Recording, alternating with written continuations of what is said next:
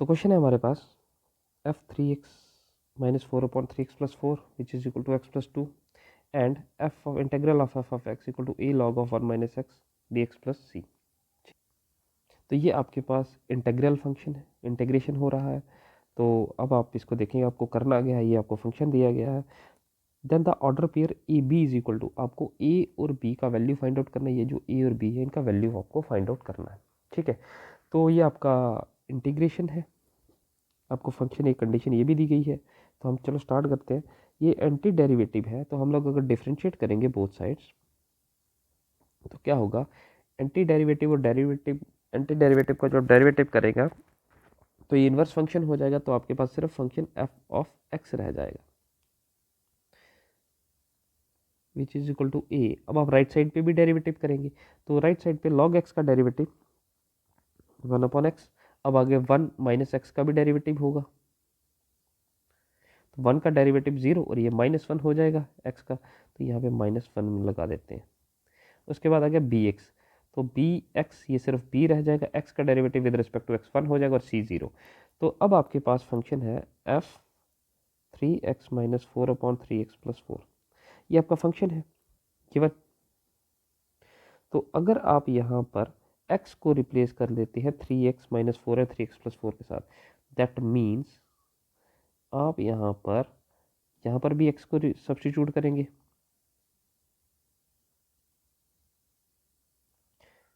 Plus B, ये minus multiplied by A is minus A हो जाएगा। ठीक है, तो फंक्शन क्या बन जाएगा, अब आप देखेंगे ये है आपके पास three x minus four and three x plus four F of x, ये किसके इक्वल है, एक्स प्लस टू के इक्वल है। तो आप लोग यहाँ पे इस पूरे फंक्शन को सब्स्टिट्यूट कर लीजिए एक्स प्लस टू। ठीक है, which is equals to minus a upon, अब ये एलसीएम लेंगे तो ये कितना हो जाएगा, three x plus four minus of three x minus four upon three x plus four हो जाएगा। तो थ्री एक्स प्लस फोर ऊपर चला जाएगा, तो हम इसको कर लेंगे थ्री एक्स प्लस फोर, हम लोग यहाँ पे लिख लेते हैं प्लस बी। तो अब ये माइनस जब अंदर मल्टीप्लाई होगा तो ये आ जाएगा आपके पास x plus two which is equals to minus three A x and minus four A upon, ये दोनों के साथ मंत्र। अब यहाँ पे आप कर लीजिए थ्री एक्स प्लस फोर, ये माइनस अंदर मल्टीप्लाई कर लीजिए तो minus three x minus minus plus four plus b. तो ये three x negative three x positive cancel, तो आपके पास रह जाएगा x plus two which is equals to minus three A x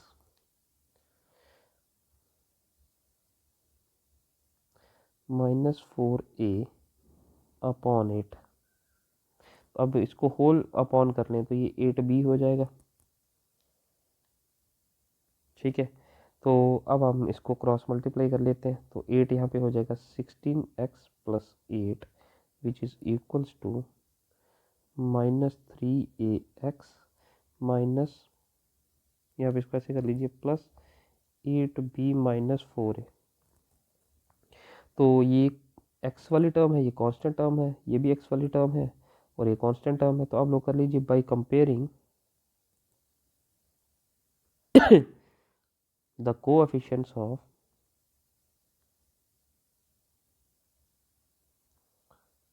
x and constant terms. तो आपके पास 16 किसके इक्वल आ जाएगा, 16 नहीं बेटा, ये आ जाएगा, ये उल्टा कर रहा हूँ मैं, eight multiplied by x is eight x plus eight multiply two is 16। क्या हो गया, ठीक है, एट मल्टीप्लाई टू इज 16। तो ये आ जाएगा eight is equals to minus three and 16 is equals to eight B minus four A. तो आपके पास यहाँ पर ए आ जाएगा माइनस एट अपॉन थ्री। तो ए की वैल्यू आप यहाँ सब्स्टिट्यूट कर लीजिए which is eight B minus four multiplied by minus eight upon three. तो ये आ जाएगा आपके पास 16, माइनस माइनस प्लस है, दूसरी तरफ लेके जाएंगे तो फिर माइनस हो जाएगा minus 32 upon 3, minus minus plus हो जाएगा, दूसरी तरफ लेके जाएंगे तो फिर नेगेटिव हो जाएगा, विच इज़ 8b। तो ये कितना आ जाएगा, which is 48 minus 32/3 which is equals to 8b। तो this is 16/3 which is equals to 8b। तो ये कैंसिल हो जाएगा, 2 से 16, तो b आ गया आपके पास 2/3। तो आपको यही फाइंड आउट करना था, find the order pair A B. तो ए बी कितना आ जाएगा आपके पास, order pair A B, A कितना है आपके पास, which is equal to -8/3 and B कितना है 2/3। ये आपका रिजल्ट है, ये आपको प्रूव करना था। The domain of the function, the domain of definition of the function, ये जो आपके पास डेफिनेशन एक कंडीशन दी गई है, उसमें से डोमेन आपका क्या हो सकता है, 1 4 0 5 1 0 या 5 0, इनमें से कौन सा आपका रिजल्ट डोमेन का होगा। तो फंक्शन क्या है, f of x is equals to under root of log of 10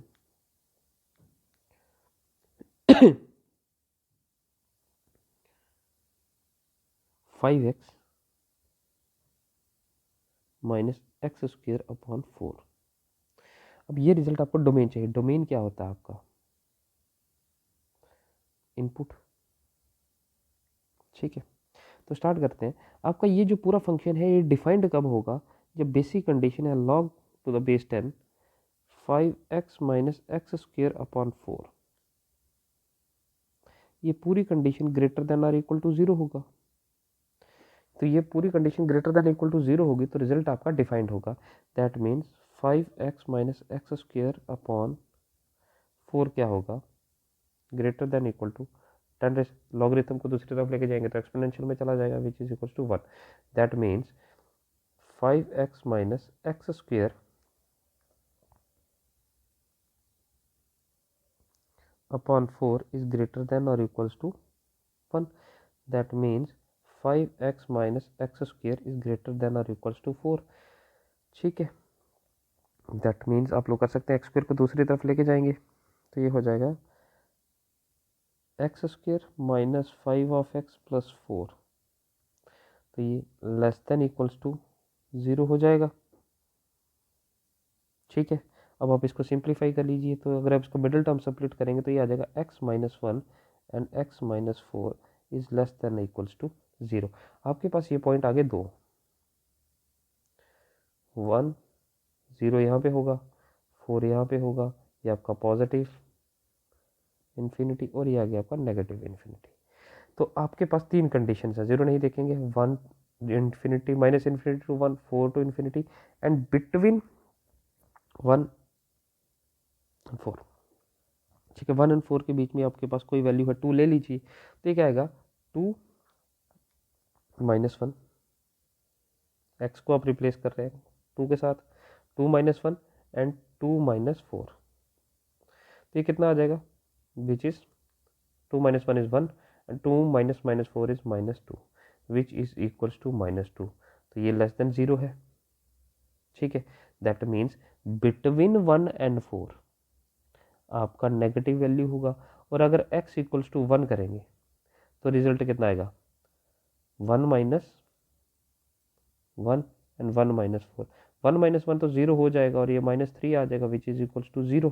तो इक्वल्स टू 0 आपको 1 और 4 पे मिल जाएगा, और माइनस आपका लेस देन 0 नेगेटिव नंबर जो है आपका बिटवीन 1 एंड 4 मिल जाएगा, और बाकी आपकी अल्टरनेट होता है। तो दैट मीन्स नेगेटिव रिजल्ट मिलेंगे आपको बिटवीन x बिलोंग करेगा जब 1 एंड 4 के बीच में। ठीक है, तो आपका ऑप्शन हो जाएगा फर्स्ट करेक्ट। ठीक है ठीक है, नेक्स्ट फंक्शन है find the range of the function f of x equal to this is. तो इसमें से रेंज आपका कौन सा होगा, इन चार में से कौन सा आपका रेंज होगा। ठीक है, तो उस पर बात करते हैं।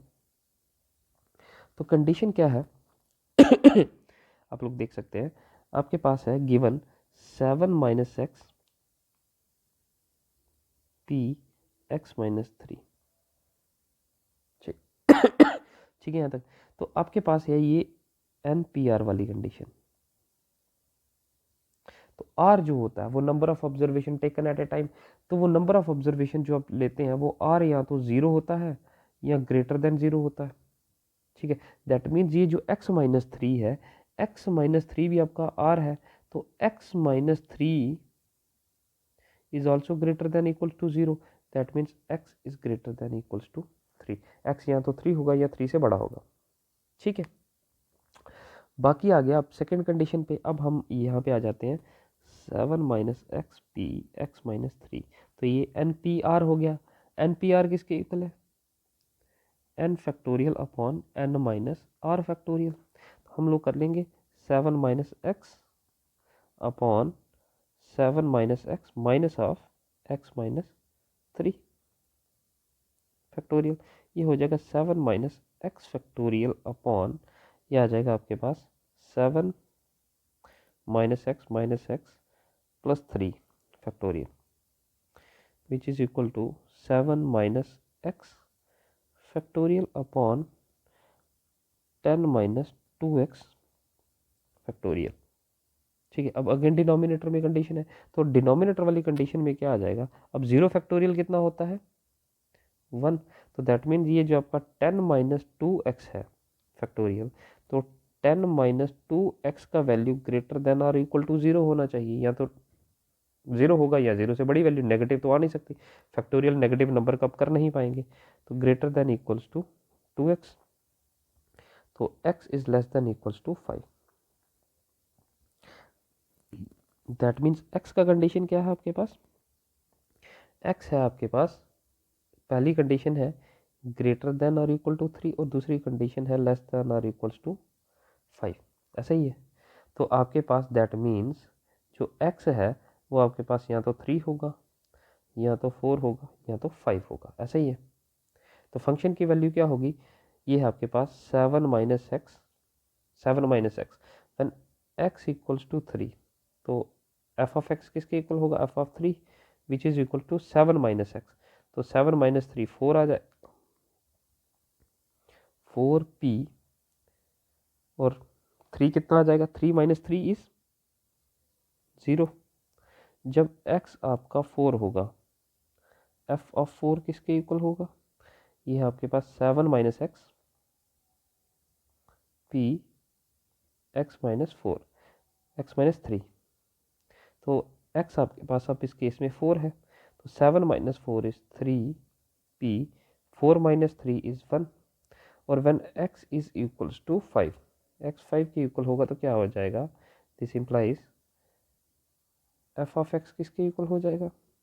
Which is 7 minus 5, 7 minus 5 is 2p and 5 minus 3 is again 2, तो सेट बन गया आपके पास 4p0, 3p1 and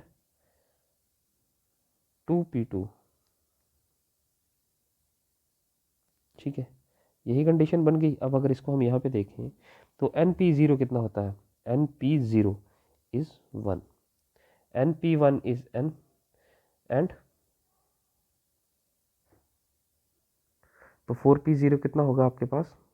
1, and 3p1 is आपके पास आ जाएगा 3 माइनस 1 2 फैक्टोरियल 3, और ये आ जाएगा आपके पास 2p, and 2 minus 2 factorial is 0 factorial, and ये आ जाएगा आपके पास 2।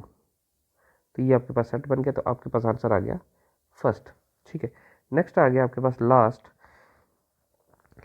Relation R from R B the relation from the set 1 to 60।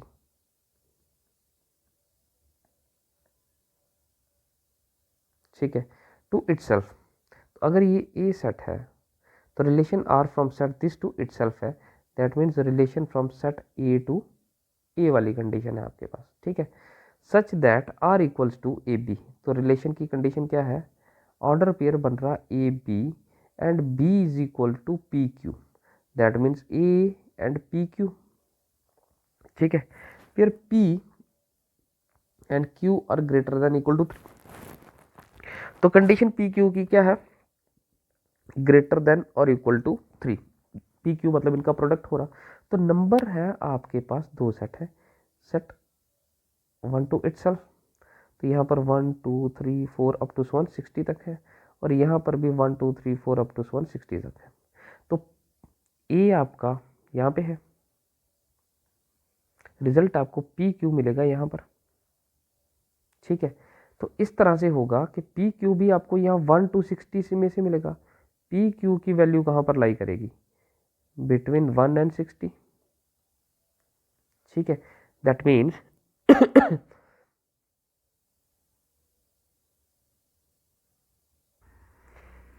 ए की आपके पास 60 पॉसिबिलिटीज है, तो ए अगर 1 है तो 1 के साथ पी क्यू होगा। पी क्यू की क्या कंडीशन है कि पी क्यू का प्रोडक्ट जो है वो बिटवीन 1 एंड 60 आना चाहिए।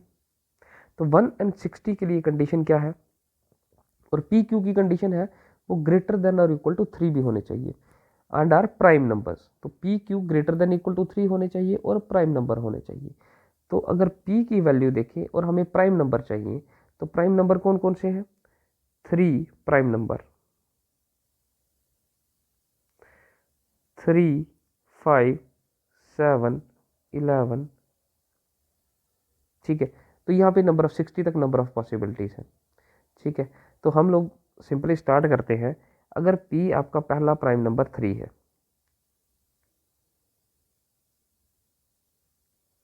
तो q की पॉसिबिलिटीज क्या क्या हो सकती हैं, क्योंकि p और q आपके पास ग्रेटर देन इक्वल टू 3 होने चाहिए, दोनों प्राइम नंबर होने चाहिए, और उनका प्रोडक्ट जो है वो 1 और 60 के बीच में लाई करना चाहिए, क्योंकि ये आपका सेकंड पार्ट है, दैट इज y। तो y आपका सेकंड सेट में से मिलेगा आपको, तो लाई करना चाहिए बिटवीन 1 एंड 60। तो ये अगर 3 है, तो अगर आप उसको 3 से मल्टीप्लाई करेंगे, 3 मल्टीप्लाई 3 9, तो 9 आपको यहाँ कहीं मिल जाएगा। ठीक है, उसके बाद 3 को अगर p 5 के साथ करते हैं तो 15 भी मिल जाएगा। उसके बाद 7 के साथ करते हैं, 7 3 21, 21 भी मिल जाएगा। उसके बाद अगर आप 11 के साथ करते हैं, तो 11 के साथ कितना आ जाएगा, 33, वो भी मिल जाएगा। उसके बाद अगर आप 13 के साथ करते हैं, 13 से 39, 39 भी मिल जाएगा। उसके बाद 17 के साथ करते हैं, तो 17 3 51, 51। और उसके बाद 19, तो 19 के साथ करेंगे तो ये हो जाएगा 57, तो 57 तक मिल गया। उसके बाद अगर आप 23 पे जाते हैं, तो 23 मल्टीप्लाइड बाई 3 कितना हो जाएगा, 69। तो ये नंबर 60 से बाहर चला जाएगा, ये आपको नहीं मिल, तो 3 के साथ यही पॉसिबिलिटीज बनेगी। फिर हम सेकेंड नंबर ले लेते हैं 5। तो 5 के किस किस के साथ प्रोडक्ट होगा, 5 multiplied by 5, first number is 25, क्योंकि 5 मल्टीप्लाई 3 करेंगे या 3 मल्टीप्लाई 5 हो चुका है हमारे पास। उसके बाद 7 5 जा 35, ठीक है, ये भी मिल जाएगा आपको। 7 11 जा 55, तो नंबर बन गया आपके पास 55। अब अगर आप 13 लेते हैं, तो 13 मल्टीप्लाई 5 इज 65, तो 65 आपका 60 से बाहर चला जाएगा, 13 नहीं चलेगा। उसके बाद p अगर आप 7 ले लेते हैं, 7 और q की वैल्यू ले लीजिए, 7 7 जा 49, एक ही बनेगा। उसके बाद क्योंकि 7 के बाद 11 है, 11 7 जा 77 बन जाएगा, तो नंबर उसके बाद बाहर चला जाएगा। तो आपके पास a के लिए 60 पॉसिबिलिटीज है, 1 2 3 4 60 तक कुछ भी सब्स्टिट्यूट कर सकते हैं। और ये आ गया पी क्यू, तो पी क्यू के लिए कितनी पॉसिबिलिटीज है, 1 2 3 4 5 6 7 8 9 10 और 11, ये 7 था आपका। तो p के लिए 11 पॉसिबिलिटीज है, तो टोटल पॉसिबिलिटीज होगी 60 multiplied by 11 which is equal to 660। तो ये आपको देखना था, find the number of element in R। तो R जो रिलेशन है उसमें कितने ऑर्डर पेयर बन पड़ेंगे, तो वो बनेंगे आपके पास 660, that is your second option. ठीक है, so this is all, thank you very much.